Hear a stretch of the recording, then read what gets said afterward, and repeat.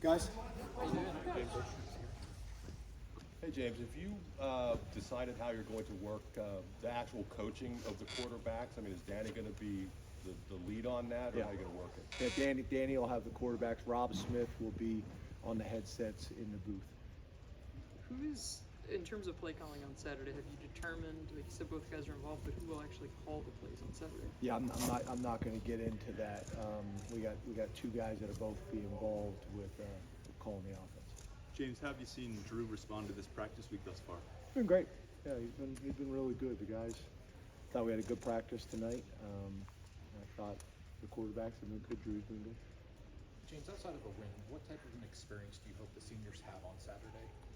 Yeah, obviously I hope a great one. I hope it's a great environment. I hope the fans show their appreciation for all the hard work that these guys have put in, representing the university the right way, both on and off the field.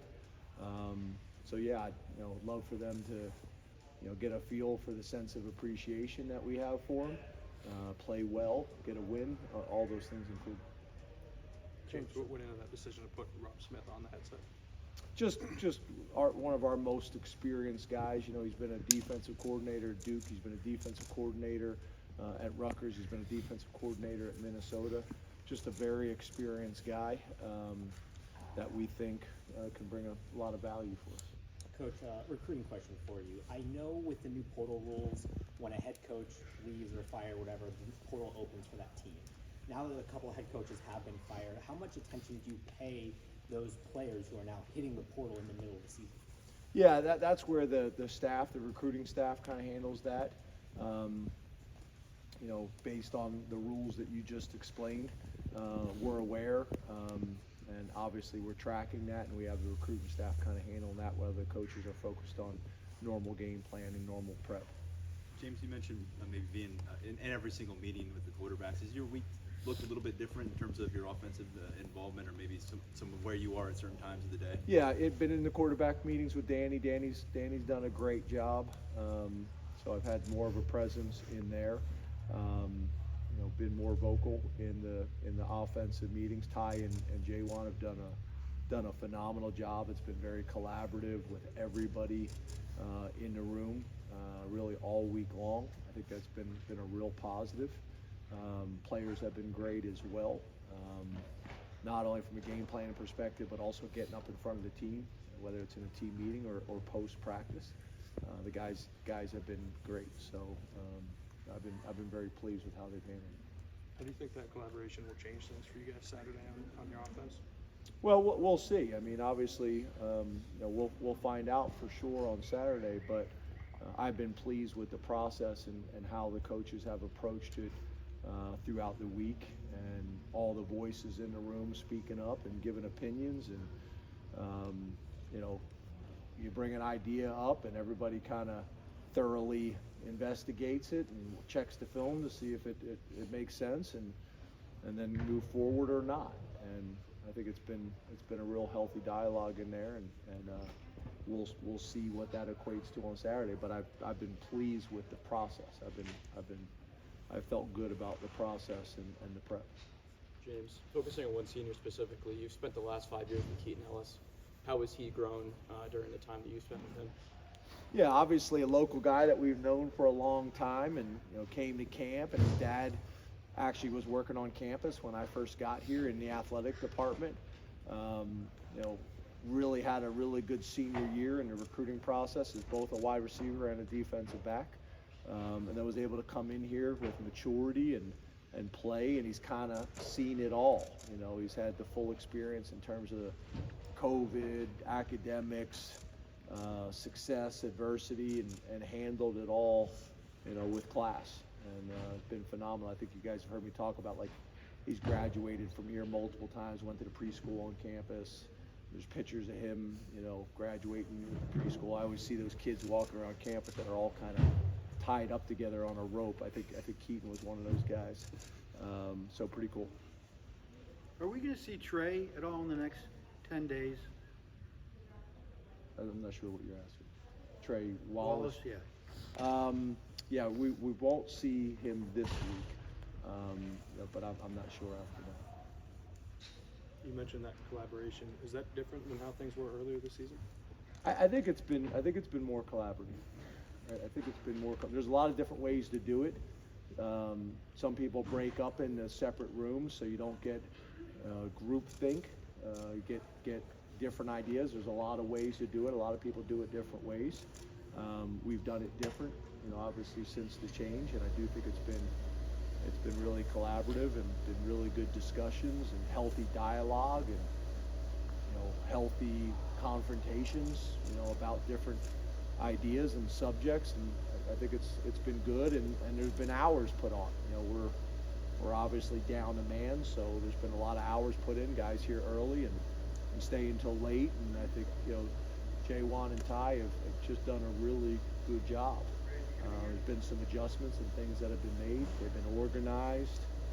They've done a really good job. They've done a really good job. James, that's a really young quarterback's room for you. How have those guys handled going through this sort of situation? Yeah, again, I think it goes back to what I tried to say to you guys before. It's not that we're trying to, hold information from you guys, but I want to be able to have healthy dialogue and conversations rather than you just read something online and you don't understand and it's shocking and you can't talk it through. That's to me when it becomes problematic. Or as a leader, you're not communicative and you don't talk it through and explain and talk to the parents and talk to the high school coach and talk to the trainers and talk to the guys. But it's been good. I mean, they've handled it well. Obviously, it's a tough situation, but they've handled it well, and I think also they got a ton of respect for Danny, and Danny's been with those guys, a lot of them through the recruiting process and afterwards. So I think that helped. If it would have been, somebody completely new coming into that room that hadn't been with them, I think that could have been more challenging. James, we saw Caden Saunders play as extensively as he has in his college career this past Saturday. I'm curious what you were able to glean from his extensive run out there, and what you'd like to see from him during the final stretch of his second year on campus. Yeah, he's done some nice things. There's been flashes in practice, and there's been flashes in some games where he's done some nice things. Again, it's back to consistency. I know you guys get sick of me saying that, but it's back to consistency. And the other thing is the work that he has done in the weight room. I think has really helped him. But he's still an undersized guy, so getting as strong as he possibly can and be as explosive as he possibly can. Like I think back to KJ.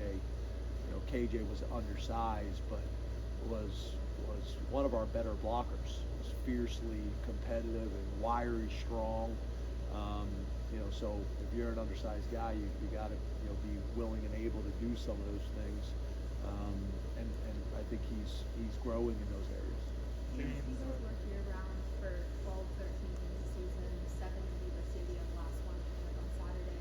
What do you talk to your guys about the opportunity to get to play in games like this, and how special is that? Yeah, just, we get very few opportunities, so to take advantage of every single one of them. And then, our players talk a lot about when they come here, either as a freshman or a transfer, how good from a cultural standpoint that our vets are with the young guys. And it's not like that every place. Our guys do a really good job of that. So I think there's a, pretty consistent sense of appreciation throughout the locker room for those guys and wanting to send them out the right way. It's an emotional day. It's kind of a weird day since COVID because it's not as black and white as it used to be for some guys. But I think there's a sense of appreciation of sending those guys out the right way, out of our stadium, our last game in Beaver Stadium, not our last game overall. But I think there's a sense of appreciation and respect for those guys. James, your role in the offense the last 10 years has always been sort of ambiguous to certain people that are not in the building. If you're interviewing me for the offensive coordinator job, what are you telling me your role is throughout the week with the offense, and what are you telling me that your role is on game day? Yeah, I don't think it's been ambiguous. I think maybe not from you, but I think people interpret failure as it must come back to you, whereas autonomy or other things might feed into that more than what you're doing. Yeah, I guess a couple things. I think, as we all know, and it's pretty obvious. I'm ultimately responsible for everything, so I get that and take full responsibility.